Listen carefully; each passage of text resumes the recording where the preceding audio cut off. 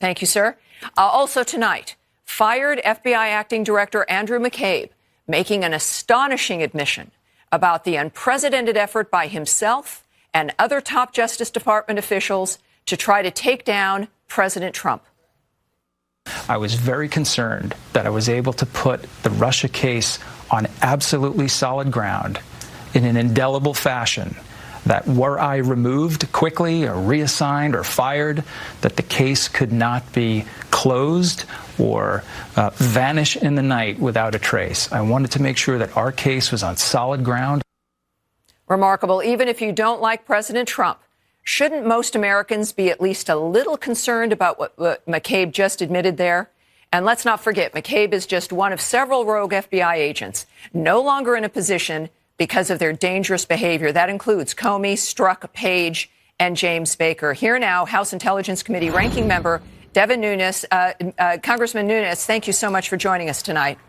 It's been a busy day, busy news day on Valentine's Day. It has indeed. And look, there's a weird kind of disconnect, right? A cognitive dissonance here of a man who is, for some reason, saying that because he might be removed at some point, he would have to try to make sure this investigation didn't go away, as though he was running the FBI by himself in a garage. What is your take on the seriousness of this, considering it's a remarkable admission about the highest levels at the Justice Department conspiring, if you will, to reverse a presidential election? What can you say to our viewers tonight about this? So that's the first time I heard that clip in its entirety. The first word that comes to me is a bunch of gibberish. What is he saying there, right? I mean, what actual evidence did you have that the Trump campaign was colluding with Russians?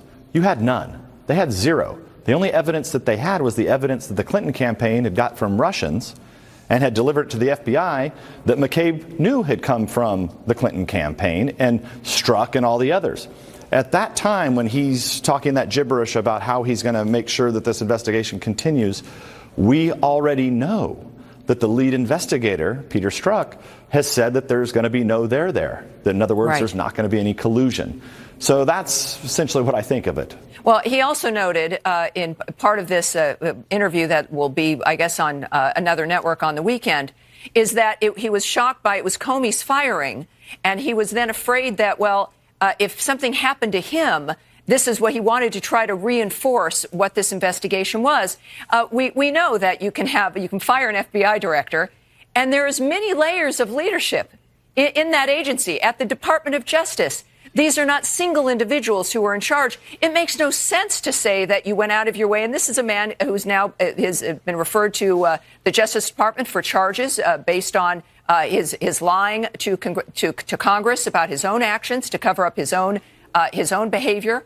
And yet he keeps pointing at the White House and the president as being the problem, in addition to conspiring with other people there to remove the president from office in a remarkable way. I think that's the key term that you just used there, is that they conspired early on in 2016 to open a counterintelligence investigation into a political campaign. Right. So that is where they definitely did conspire. And then they pushed this, so much so that they got a FISA warrant on an American citizen. It came up totally empty. They got nothing. It was renewed 4 times.